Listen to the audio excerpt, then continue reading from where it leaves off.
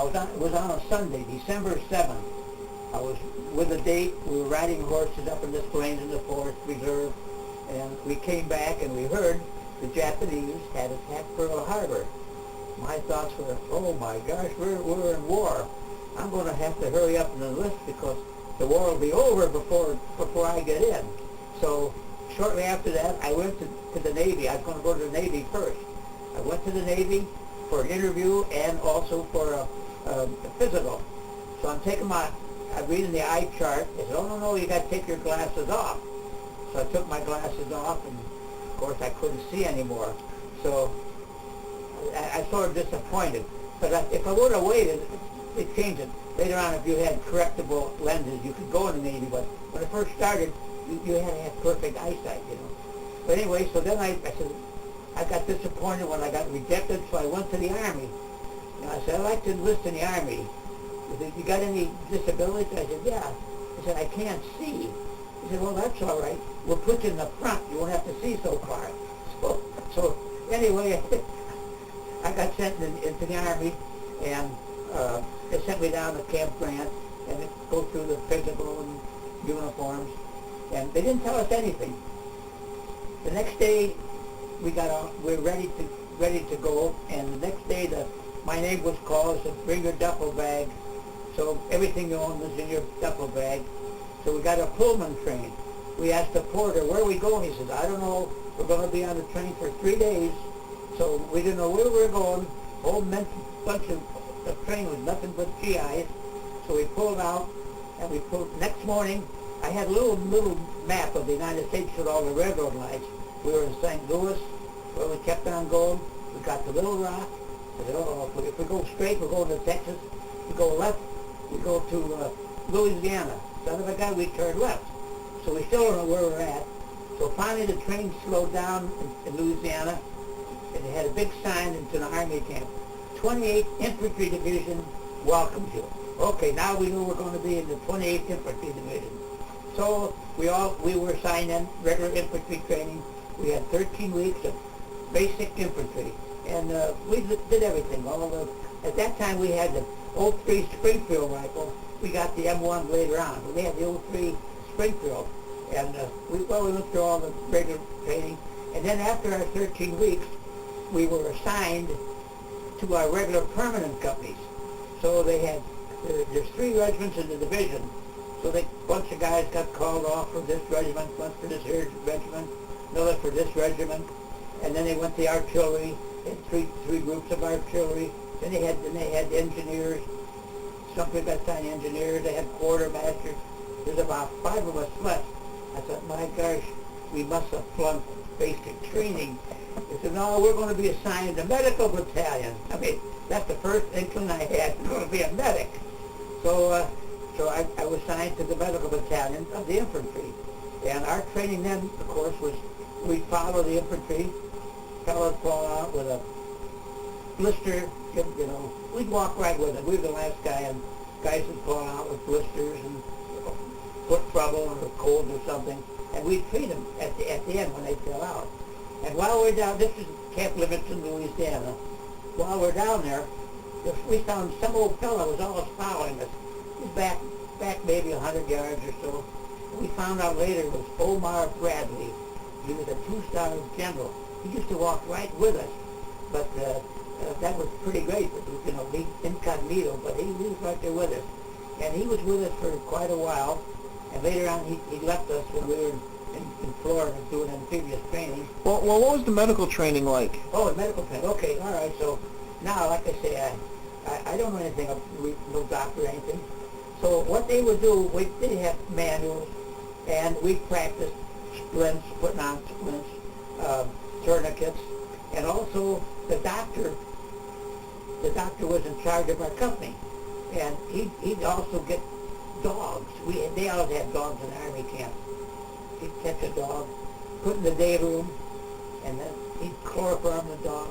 They'd cut off a leg, or they would open up the body, show us what a heart looked like a lung looked like. So we always knew when they get to do some of these experiments, the dogs would be told. People the night before they didn't like that, so they let the dogs out, you know, so they'd have to find more dogs. But that, and of course we couldn't write about it, you know, this was not, you know, that we're using dogs as patients. Right. Also, for shots, we used grapefruit or oranges. That had the thickness of the skin. We could practice with a, you know, with a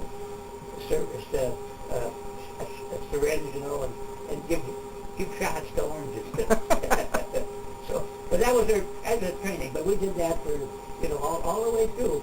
So we were trained by doctors, on-the-job training, on Army manuals. But I asked one time, how come I was a medic? They said, well, they liked medics for two reasons. They liked short guys because they were agile, could run, could fly, you know, and they were good. And also, you should have a little better IQ than, don't forget, World War II, there's a lot of people that did not have high school. Right. Many people only graduated grade school. That's right. See, so we had a little better, because they found it out too. The ones who crack up normally are the ones who do not have an education. That's a proven fact. See? So first thing we always know, we do not want to crack up. I mean, man, we're supposed to be examples. So our fear was, and you know that, because at that time you're supposed to be in combat 200 days. They figured that was a breaking point. And I happened to have 193 days of combat. So I was pulled out just before I had my 200 days. But anyway, so that was we kept that medical training all the time. And it was good. And we'd help out. When we were in England, they had the airborne naked practice jump. They had 101st Airborne. So we were called out to help with the casualties, because they had casualties all over the countryside. You know, the guy needs a medic, he sprained an ankle or a broken leg or anything. So we helped. And that helped with your practice. That's right. Yeah, we had real practice help. You know? So that was and we went through all through Europe like that. Well, the training was over then. But all right. So. And then you went to Florida after. Oh yeah, after Livingston, we went to Florida to get amphibious training, because we know we're going to make amphibious training someday. So we went to Florida, and we had amphibious training. And one time down there, we had a night exercise, and we all went out, and they had a lot of islands around the mainland. We'd get on these landing craft, LCI, landing craft infantry, and we'd held maybe 30 men, and we'd make a landing, you know, we'd deploy out, and sometimes they'd have, you know, shells going off to make it realistic. Anyway, we was out this one night, and it was dark, and we hit this, it was a different company. We hit one of these islands, and they thought they were hitting a regular island. They hit a sandbar. Ooh, and all these guys from the 109th, or one after another, they plunged in, and there was 14 guys drowned that night. Because everything was, your own was on your back. About how many pounds was standard infantry pack then? Well, the rifle was 9 pounds. so I don't know what the pack Well, was. they had to carry enough supplies for 2 weeks? No. No. Normally it was 7 days. 1 week, yeah, 7 days. 7 day supplies? Yeah. We always had K rations. Even our K rations were pretty handy, and I got used to them. And later on I'll tell you a story about K rations. Yeah. And then from Florida, where'd you go? Okay, then we went. Okay, then we're still in Florida. Then we moved to Camp Pickett, Virginia. Now it's still a pretty good infantry camp. A lot of training, and we kept on doing our regular training. And also we had to do ship-to-shore training. We got on a train, went to Richmond, Virginia, to Norfolk, and we got on a ship and we made an invasion in Chesapeake Bay. We made another invasion in Chesapeake Bay. Then we kept on going, and we did some mountain training up in the mountains of West Virginia. So we had amphibious training, mountain training. So that was pretty good, you know. Then finally, we're in Virginia, we finally had orders. We're alerted for going overseas. And the same thing, they did not tell us where we were going. The only thing they said, you're going to go where it's friendly. Well, going overseas, we're in the, you know, Atlantic area. Well, that meant England, you know. So we're going to go. People were friendly. So we landed in Wales, and I remember our ship landed in Bristol, and they had to wait their turn to get out of the ship. Well, aboard the ship, they had, man, we had oranges, and the people would come out there, hey, throw us something. So I had an orange. I threw an orange to the crowd, They fought over it. That was the last orange I saw for 2 years. Didn't realize that they were pretty rare later on. You just didn't get oranges, fresh oranges. So anyway, we landed in England, and it was really Wales, and we trained there for a while. Wales was a pretty nice country, real nice. People real good, friendly people. And then we got transferred to Swindon, England, getting closer to Southampton. Then we got on the ships, and we moved over across going into Normandy. So we landed in Normandy. The ship was a ship that used to go between England and France. It was a pretty good sized ship. And so we were all lined up there, and my turn to jump. The landing craft came up alongside our ship. And we had to jump down from our ship to the landing craft. They had a rope coiled around to absorb the jump, because everything was on your back. So my turn to jump, and I said, I'll wait till it goes up. I won't have so far to jump. Well, of course, that was at an angle. I jumped, and man, I fell in. Good thing I fell in. I fell in the ship instead of out. Anyway, we landed in Normandy, and there I was. My ankle was, I couldn't walk. I had to get a couple guys hang around their neck and hobble ashore, water up to your waist, and there's a cliff up there. Normandy had cliffs. So I got to the cliffs, and I dug myself a foxhole with my shovel. You have a shovel with you all the time. And the medical officer came around and said, well, he said, you just got a bad sprain. You just have to lay here for 4 or 5 days. You can't evacuate, because the real serious ones got to be evacuated on the ship, because I'm going to be all right in a couple days. Right. So for about 5 days, I watched the war from a foxhole, everything coming in and going out, So then finally it got better, and there was an MP. I said, where's the 28th Division? Well, go up the road and go to your right, you'll find it. And I found it. So I got back to the company, and I reported back. So I'm back to my squad.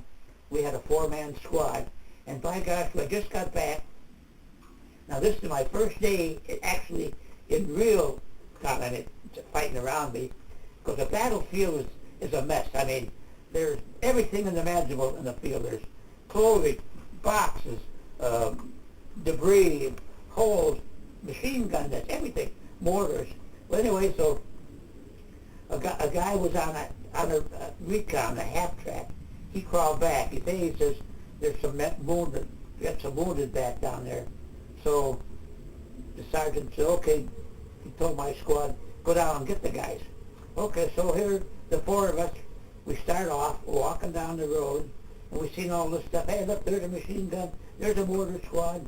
And now we see the half track. We got down there by the half track. All of a sudden, the machine gun opens fire on it. Above our heads, we could see the bullets ricocheting off of the side of the half track. So we almost walked right into a German. I mean, he probably saw us coming. What are these guys doing? Walking down here straight up, Oh, man, so we jumped in alongside the gypsy, and we found the guy. We had to put a tourniquet on his leg. Now we had to get the guy back. So now we crawled back. So we had a litter, and so we pulling this guy back on the litter. You need to wait till after dark for that. Right? It was still, we said, well, we got to get back. It was still daylight. But we crawled up the hill. I said, well, we know there's a German right across the road with a machine gun. I said, well, hope if I get hit, it's real fast, because we got the back to now. We're crawling on our bellies, dragging the litter up with us, So we did that so we got over the crest of the hill. But we know never again to walk down, stand up straight. I mean, that's how you learn experience. So we got back, and so that was back in Normandy. And then we're getting closer to France, to Paris. And our division was pretty close, and we were told that we were going to parade in Liberation. We were pretty close to Paris, and they still had some street fighting, but they wanted to show some American troops in there, to satisfy the French, that we were still fighting. So we were alerted that night, and they took us up in the truck to Versailles, and the next morning we would go to parade through Paris. So that night then, they took us to Paris and to a racetrack. So we pitched our tent, had pup tents, you had two-man pup tents. It was drizzling anyway, so the next morning, about early in the morning, we had our K rations, and we started parading down the Champs-Élysées, and they had us according to height. The little guys were in the back. I'm way at the back. So anyway, so we started about 7 o'clock in the morning, and we walked by, we went by the reviewing stand with Bradley and de Gaulle and Eisenhower, all the generals are there.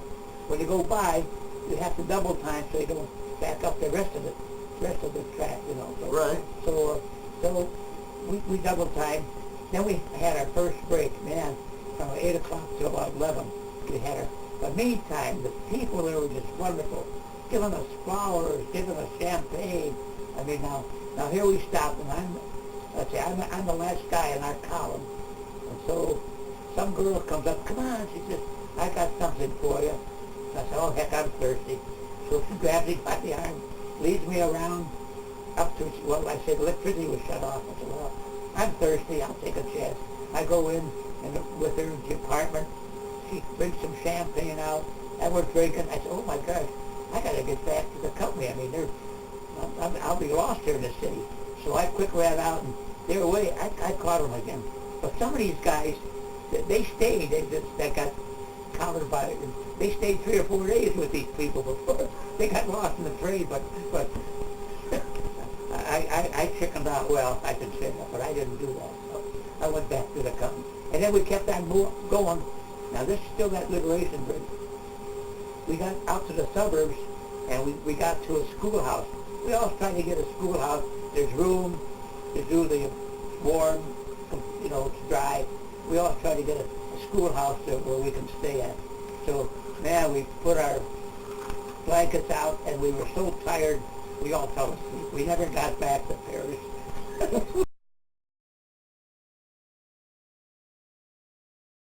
And next morning, when they move us, they put us in, we leapfrog. The quartermaster would pick us up, troop, they go forward, they get some more, they go ahead of us, because, there wasn't enough vehicles, everybody, so we leapfrog. And like I said, we were in a regimental combat team, and we came into this one town, it was Arlon, Belgium.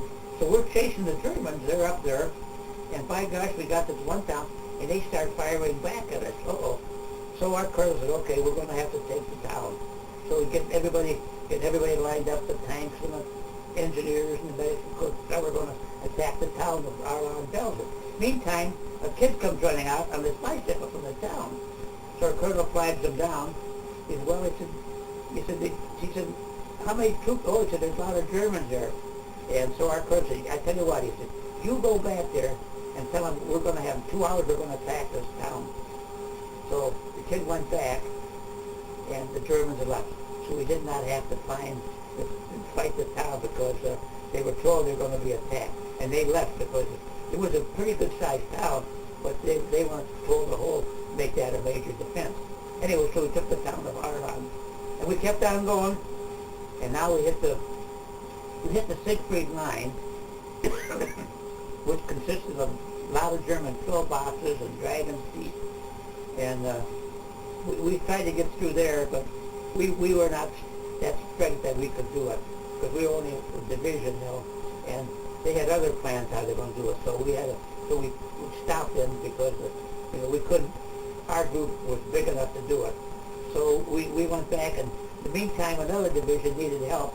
The first division needed help, so they had the first division. So part of our troops helped them take the town of Aachen. That was the first German big town that was liberated. And then we left there, and and we went to an area called the Hürtgen Forest. Now, that was the United States' biggest mistake they made. They said, okay, we'll go through the forest. I don't know why they did that, because, man, here we got all armor and everything. We're going to go through a woods. And that's hard going through a woods, you know, you don't have that much help. You're infantry against infantry. You don't have the tanks, you don't have the support, the Air Force, so we're trying to get through the Hurston Forest. And one of my regiments, they did get through to an area, and they got across the Carl Trail. They got to this town of Schmidt, and by gosh, in that town they had some dams. Whoever controlled the dams controlled the Lower River, and Germans knew that we were there. They made a counterattack and knocked out one of our regiments again. So we were told to help them. So we were helping the other regiment because they were beat up pretty badly. And so they had this Carl Trail, and they had a river. And so we take the only place to really go was this Carl Trail, and they had a bridge. So we got one side of the river, and they're the other side. And we found out that we could leave. We left Germans. They left some food, and we had some ours. But our food was, our key rations were better than the Germans' rations. So, but anyway, but we had some heavy fighting there at that Carl Trail, and I was on. We're bringing back. We had an aid station there because it was such a long haul to carry these guys back, and so one time I was coming back, and the German patrol stopped us. There's 4 of us stopped us. Okay, coming to here. Okay, we had to follow them. We took us back into the German lines, and there was a German officer. He could speak real good English, you know, and he asked me, well, he says, what our names and rank, you know. Now, we also had an ID card, waterproof, showed that we were bona fide medics. So this officer, well, he says, we know that your medics are picking up Germans as well as Americans. And there's so many casualties, you are better off keeping that job instead of putting it into a prison camp. So they brought us back to the American lines. So we got out. All right, so then we had so many wounded in that Carl Trail with such a long evacuation route, and our casualties were mounting. So somehow a truce was made. We had 3 hours with the Germans that no firing. We would not fire and they would not fire. So all the German medics and the American medics got together and evacuated all these wounded. And that was pretty good. And then after 3 hours, they went back to fighting again. But that was a pretty good situation. Now their uniforms were specifically different. Yeah. Now they had big white sheets with the Red Cross on, and us medics, we only had a helmet with the Red Cross painted on our helmets. But they were more pronounced. Because believe it or not, most of the time they honored the medics, both Germans and Americans. Of course, there's always, you always said that if a bullet left the enemy's gun that had your name on it, was going to find you. The ones we worried about that left it, to whom it may concern. So finally, our like I say, there's 14,000 men in the division, and we were really hurt pretty bad. Our division lost 6,000 men in 2 weeks. So we spent we can't do much activity anymore. So they pulled us out. And I was in a foxhole we had a foxhole, we dug around there, and I had a pretty nice foxhole, by the way. We weren't advancing, and I had logs and fir trees, and then I'd get extra blankets, so I had a nice warm fox. Anyway, so one morning, my corporal comes, he says, come on, Kruse, you're being relieved. And here comes a guy crawling up. He's got the 8th Division. 8th Division was relieving us. Oh, he just took over my foxhole, and I go back with the rest of the company. So they bring us back out of the Hurston Forest. And you don't hear much of the Hurston Forest because it was a major loss.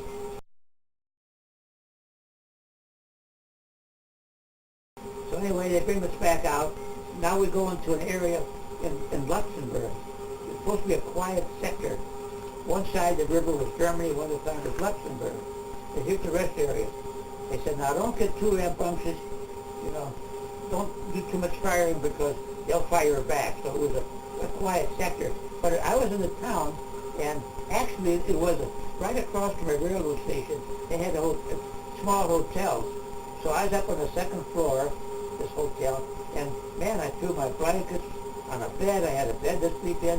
The building was warm, it's winter time. So we're doing this, and now every morning we fall out for exercise, calisthenics, training. So one morning we fell out, and all of a sudden shells start coming in. Buildings are being hit. Steeple churches are, my gosh, we're back in the war again. So we had to stop that because we're being attacked, and we only thought it was attacking us. Didn't realize that was the whole Battle of the Bulge starting. So anyway, there was a medic got killed in the artillery. I went up to replace him, and he said, "What are you doing up there?" I said, "Well, replace." Well, he said, "See that? The Germans, when they advanced, they had whistles, big little whistles, and man, you could see them coming across the field. It was snow, so to get out of here, because we're being overrun." So I go back to my main company, and they're pulling out too. I said, "Okay." Meantime, the Germans were right on the outskirts of town. I said, "Every man for himself." So the four of us, we went one way, some went the other way, some went toward Bastogne.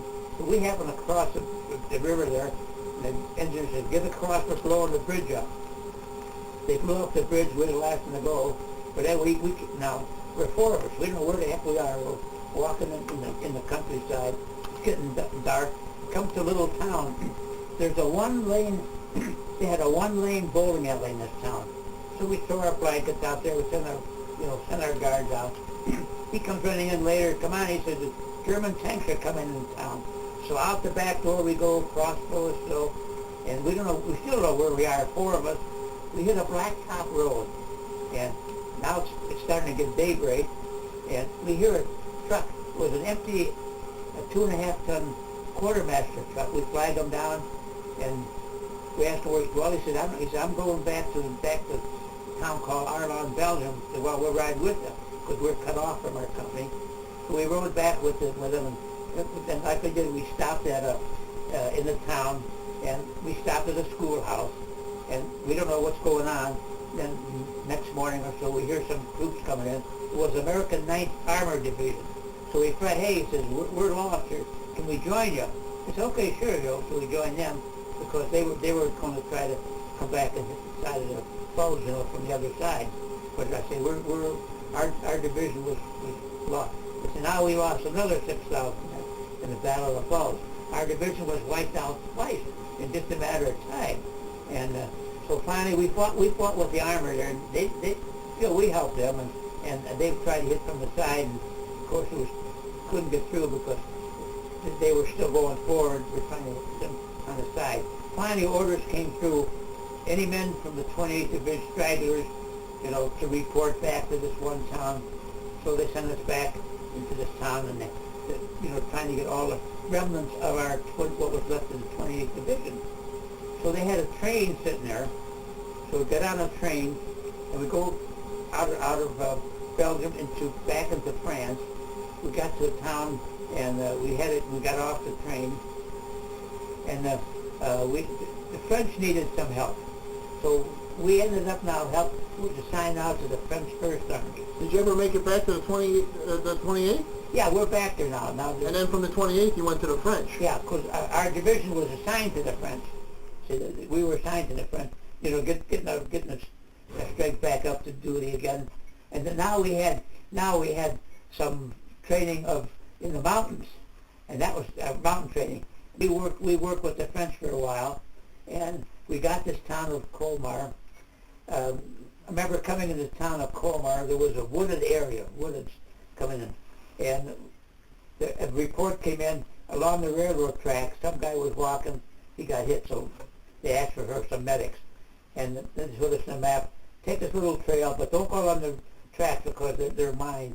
So go to this little trail and go over to the tracks. Well, we missed that, and by gosh, we walked out of the woods, and they're hollering, "Get back in here!" But meantime, we had sheets on to blend with the snow. We had sheets on, So we goes back, and we finally found that little trail, we picked up the wounded there and got back to it. But anyway, that was Colmar. And so then we had, our division had a liberation parade just like we did in Paris. Now Colmar is known, they have a fellow named Bartoli. He designed the Statue of Liberty. So in the park, there's a gigantic statue with the Statue of Liberty. So we went to see that, and it was pretty interesting. And so that's as far as we could go with Colmar. So naturally now, being a medic, we wanted to see what the hospital looked like. So Jim and I, we walked to the hospital, and the top of the hospital was empty, but they had patients in the bottom. So we're listening there. All of a sudden, we hear incoming mail with incoming artillery shell.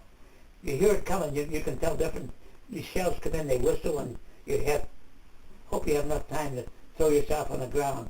So anyway, we hear this coming in, and we throw ourselves in. There's no explosion. We go, what the heck? We know it's right here somewhere. We looked around. On the top, in the corner, there was the elevator shaft. We opened the door. Well, everything was an 88, but actually it was a 105. It was a German artillery. They shot at us, saw us walking there, and it hit this building and didn't explode. Man, we got out of there quick and there's an unexploded shell up there. So then they're shooting at the two of us with an artillery shell. Anyway, so we got out of there. We didn't go back there again. Anyway, so that was our instance in Colmar. Then we finally took the town, and they put us back on a train, and we go back to the First Army. Okay, now we're back to the First Army again, and we're told to go clean as far as the area, as far as the Rhine River, so that we were right alongside a river going to Cologne, and we got the Germans out of the area, and not very far, there's a bridge, Remagen. It was a railroad bridge, and it was only a couple of miles from us, and some American 9th Armored Division got across it. They sent American troops across it. But meantime, that was being shelled, so they put a pontoon bridge alongside it. And so I crossed the Rhine walking on a pontoon bridge. So we crossed the Rhine. And that was March 7th, 1945. And we crossed the, and I think that was our right. Then we got across the river. It was in March. Now the Germans were coming, they're surrendering. They'd walked down the Autobahn, hundreds of them. They had their hands up. They took off their helmet. That means that they're not going to fight. And we just have to keep sending them back. So finally we were told to stop, because we know now the war's going to be over pretty soon, the way they were giving up. So we ended up in a town called Castle, Germany. So to keep busy, we had to patrol the area. We had to go, and the Germans threw all their equipment away. They had guns, gas masks, everything that they threw away. Didn't want to. So we gather all these in piles, and the engineers would blow them up, get rid of all the German equipment. But that's the way the war ended. And then they had what they call the points. They had a point system, and you had a point for every month in service, a point for every month overseas, 5 points for every decoration you got. And I ended up with 83 points, 85, and you were going to stay there. Oh, I'm missing 1 month of service. So I got sent back here to the United States because I had a furlough, so I had a 46-day furlough. And then the war in Japan ended, and they counted points from VE Day to VJ Day. They gave me 5 more points. Hey, I'm 88. I go back to get after my day. Take another furlough. We haven't got time. So I got back in June. I was home all the time. June, July, August, September. Oh, 4 months of wonderful. I'm still in the service, but being on furlough. So that was the greatest time of my life. And then I finally got discharged.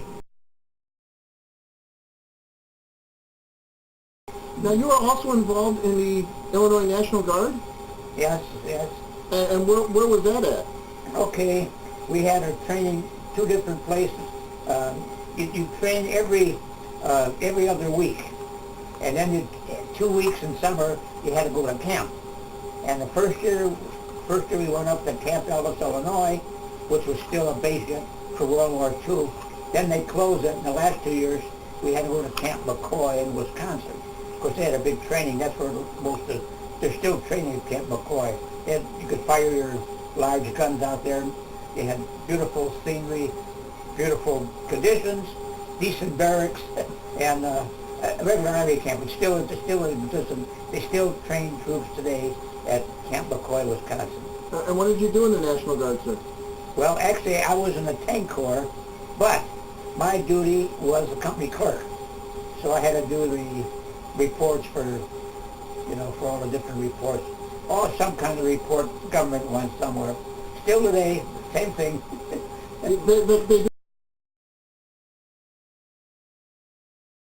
Okay, yeah, all right. Okay, so now, after I got out in February 1948, I said, gee, look, I was such a good shape. I mean, I was trained. I knew how to fight. I said, it's a shame. If there's another war, I said, well, I'm going to join the Navy. I always didn't want to join the Navy. So I joined the Navy and Naval Reserve. And so I used to go up to Glenview training on Saturdays.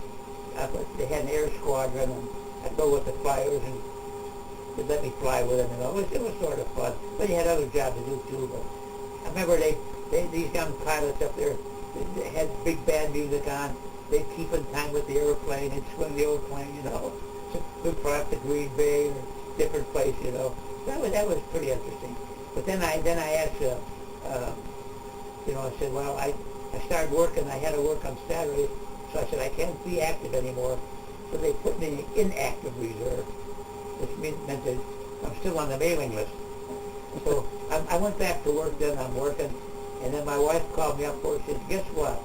You got a registered letter from the Navy saying you are hereby recalled to active duty.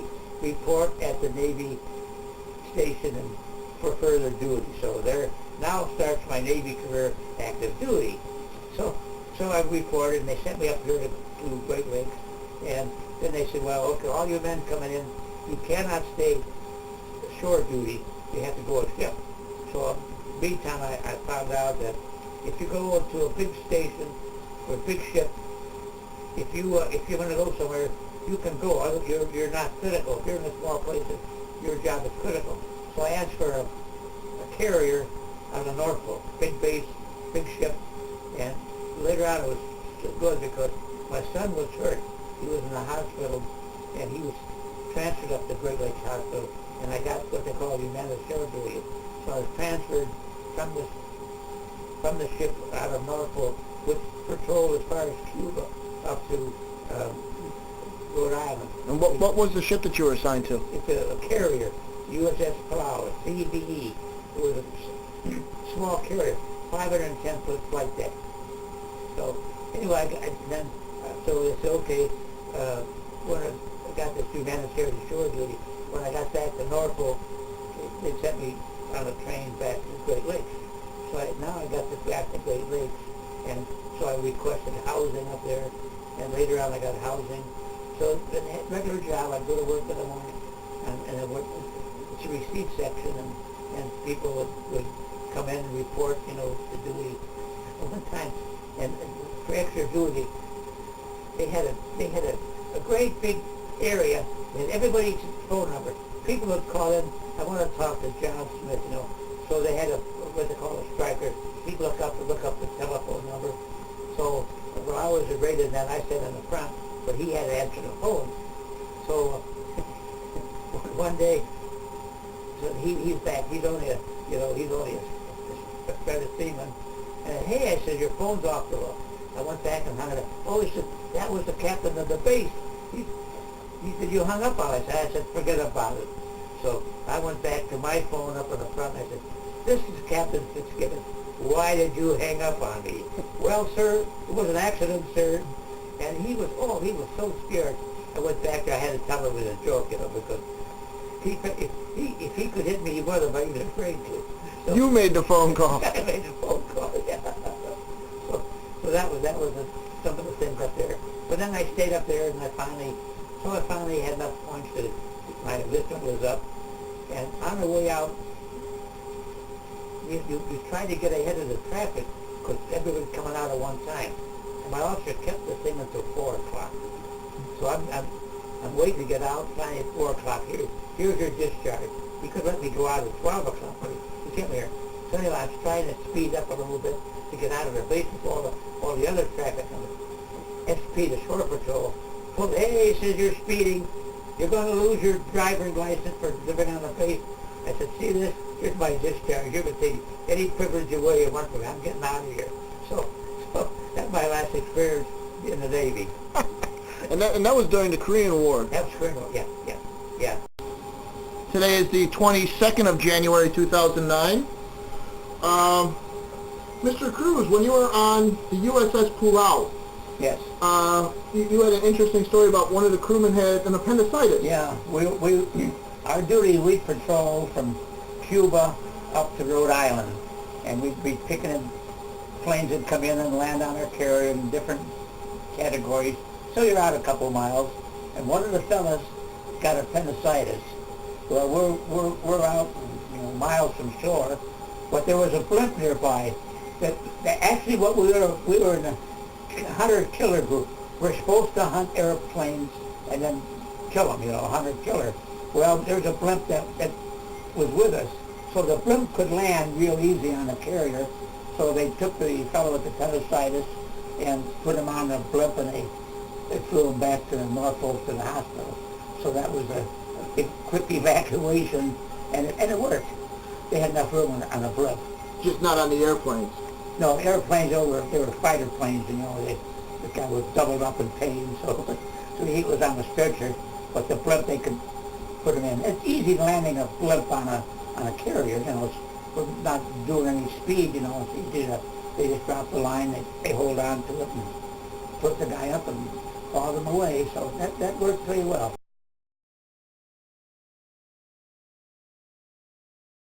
Now this is how I found out we got it.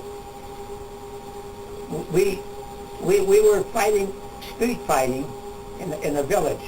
Part of the village was controlled by the Germans, part by us. And wounded were in the buildings. The people got shot were normally in the village. They're fighting from one house to another.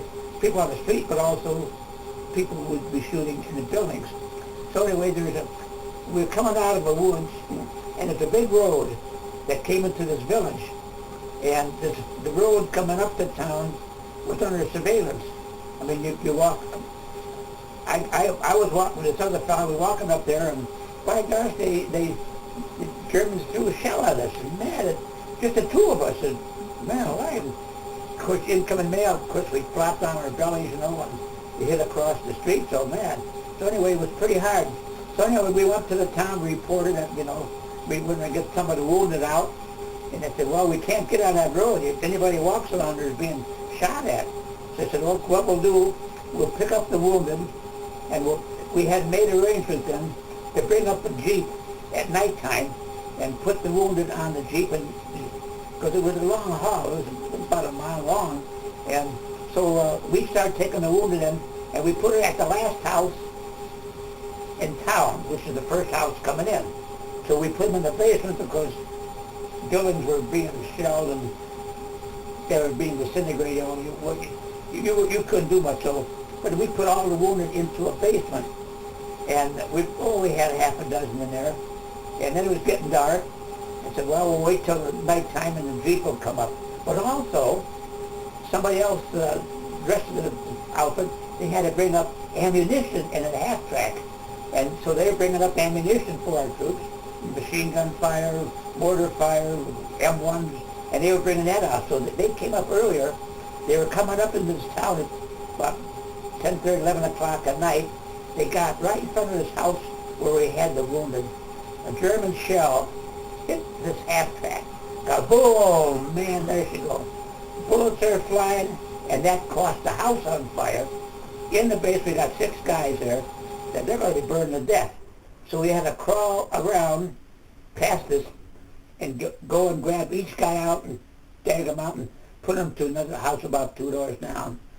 So that was one of the, I think the orders read the 9th of September I mean, even got the date that it happened, 9th of September, 1944. So that's the way I got that one medal for the Broad Star in that alley.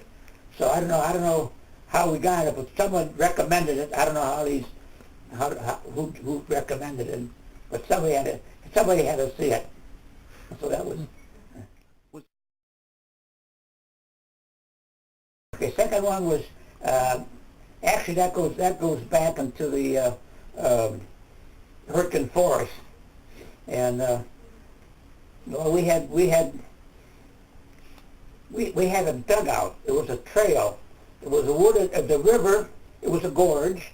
It was a fast-flowing river, but not too wide, but wide enough that we couldn't get across it. And so we had to take the wounded and get them up. Now that we also used at nighttime. We had a first aid station. We had sort of like a dugout, wood there, because it's wintertime, snow, and we put the wounded in there. And then we'd have to get the guy, well, that time we used the weasel, which is similar to a Jeep with wheels. It's a track instead of four wheels. It's got a track on it. It can go through much harder, more terrain. And then we had to get these guys. We brought them up into this dugout. The dugout was made more or less as a resting place before the war. The Germans would go from one town to another. They'd sit there. It was partially covered, so we made it a better aid station, and we put our wounded in that aid station. And then we had to get some tanks actually got through that, and the tanks that got through it, there was a bridge there, a stone bridge, and before that, the tanks that got through, they got into this town called Schmidt, and the town was, well, but behind this town were some dams, and well, whoever controlled the dams controlled the Roaring River, and if they let that go, I mean, the thing would flood. There was an invasion going to come up a little later on, and they were going to cross up further on the Roaring River, and if the dams would be left, I mean, if they'd cover all the troops that were crossing. Also, before that, then it'd be much harder to cross a half a mile line instead of a couple hundred feet. Mm-hmm. So whoever controlled the dams, so the Germans were quite concerned. They wanted this town back again, and so they attacked another regiment of ours, and they got beat up pretty bad there. That's how come we got up to that. We were going through another area, and we were told to go to help this other sister regiment out. So that's where we set up that. But I say there's so many wounded there. They were just countless rumors, and casualties were. Then they made a truce with the Germans for a couple hours, no shooting. So they stopped fighting for a couple hours, and all the medics from the Americans and the Germans, we all got to this area where we had all these different wounded, and we evacuated them. The Germans brought back some of their vehicles, and we brought back some of our vehicles, and we got them all cleared out. So we did that to help it. So I was sort of instrumental in helping that, getting that truce started and getting these guys out. So that's how I got it for that. And then I didn't know nothing about this. And then we got back to Kaiserslautern toward the end of the war, and the first sergeant said, "Sergeant Kruse, make sure you fall out." Well, I always fell out, but he'd make sure I was there. So it was a Friday night. We had a general retreat. That's when the whole regiment goes by in review. So I'm up there in Company A, and all of a sudden the colonel says, "Sergeant Kruse, front and center." What the heck? So, man, I saluted, walk up there and saluted the colonel. He said, "Okay." He said, then he read the orders that, I was getting the Bronze Star with the oak leaf cluster. Uh-oh. So he said, "Well, stand with me, we'll pass the regiment review." So I stood alongside the colonel, and every company went by, they'd have to salute, and it was quite interesting experience, Different point of view. Yeah, right. But being all surprised, you don't know. So I don't know how that happened either. So, but that's one of these things that happened, yeah. Okay, the karate gear. All right. Okay, now our division was hurt so badly. We had lost about 6,000 men, and we were under strength. We were spent. We weren't doing much good anymore. You lose 30 of your men, and you can't do much fighting anymore. So they pulled us out, and I was in an area that had a foxhole, and one morning, my corporal, hey, said, Kruse, you're being relieved. And here comes a guy with the 8th Division. So he just took over my foxhole, and I went back. Anyway, so we got out of there, we crawled back out of there, and now our division, I say, we were completely under strength. We got back to this, I don't know, some town, and somewhere near Bastogne, and they put us on a train. We got these 40 and 8. They had, either held 8 horses or 40 men. So they put us on a train, and we went to a place in Bazes, France. Then we were assigned to the 1st French Army. They were fighting down there. They were trying to get this town of Colmar. And that was a gateway. Well, it was just a big town. It was just a few miles from the Rhine. Anyway, the Germans had that, and the French were having difficulty getting the town. So so we were told to help them get this here town. And I say, we were in the 1st French Army now. And we'd have orders from the general of the French Army. So we worked with them. And we were told, to help get this town. And which we did. We were fighting. And we finally, to make the long story short, we got through a woods, and we got to the town of Colmar. We took the town of Colmar, and the Germans then retreated out of the town. But as far as we were able to go, because a couple miles of the Rhine River, you can't make a landing by yourself. You got to have all kinds of troops. So we stationed there for just a few days until we got our bearings. And that's another time. So I went to see the hospital, and while I was up there, in the civilian hospital, the first 2 floors were filled with patients. The 3rd floor was empty. So this corporal and myself was up there, and we heard an incoming shell, an artillery shell coming in. Well, we all knew incoming from outgoing. So we threw ourselves down, and there was no explosion. Man, we heard this thing coming in like a train, and it should go off. It didn't go off. So we looked around, and up there on that 3rd floor was an elevator shaft. We opened the door. Here was this 105 millimeter. It came in. It was after us. It hit this building, and it didn't explode. Boy, so we got out of there quickly, and we told, hey, get that please, there's an artillery shell up there. But anyway, so that was another case there where, to get back. So now, we had a parade then. Our regiment had a parade in Colmar in February 2nd, and the ones who participated in this liberation of Colmar, we got the French Karate gear with pound. So we were awarded that for taking the town of Colmar, France. And then after that, we got transferred from the French back to the American Army. We took a train, went back to the 1st Army. So that was how we got the French involved.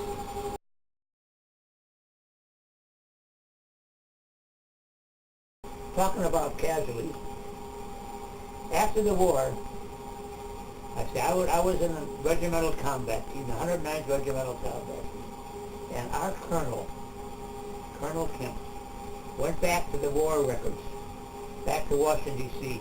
They have, every day you have to send a report in, what the weather is, where you're at, how many casualties you had, and a list of all the men. So he went back there, and I'll give you that. 6th of August, 1944, Normandy, France. Our regiment had 37 men killed that day. 7th of August, we had 60 men killed that day. That's how many. The next day we had 19 men killed. And he has them listed by the rank and where it happened at. Now, that's what our colonel did, got this book. And for example, all together, our division 14, we had 2,683 men killed in our division. We had 9,609 wounded, and we had 3,612 got captured. In other words, we had 15,904 men from our division that were casualties. Now, a casualty means you're either killed, you're wounded, or you're captured. You're out of, you can't fight anymore. So, but anyway, this book is here, and he's got them by days here. And like I say, when you have, in one day you have just 6 days in one day. That's a lot of men. That's definitely a lot of men at one now, time. The Germans did it different. When they started to get depleted, they pull the whole division out. They get recruits and they train again. Get trained, and then they go put you back in the line. So that's how. But we got it in piecemeal. So I think the Germans had a better way of replacing men than we did. They went back into. For example, we fought the 115th Panzer Division. 3 times we fought them. We fought them in Normandy, and we beat them. Which unit did you go 3 times against? 115th Panzer Division.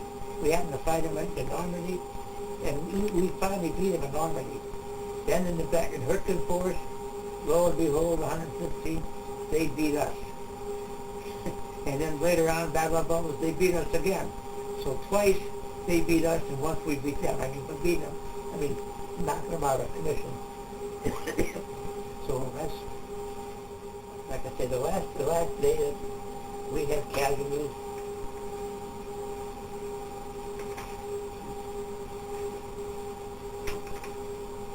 March 7th, that was my birthday.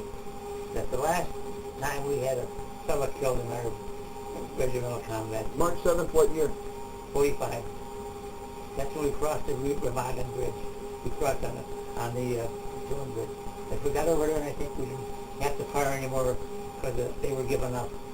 So that was... Which was a nice feeling. Yeah, that's right. Especially on your birthday. Yeah, that's right. Yeah. Then they got back. We had to do army of occupation, and that's when they got the point system, and that's when I was 2 points short. But I got sent back earlier, like I said, and that turned out to be a good deal.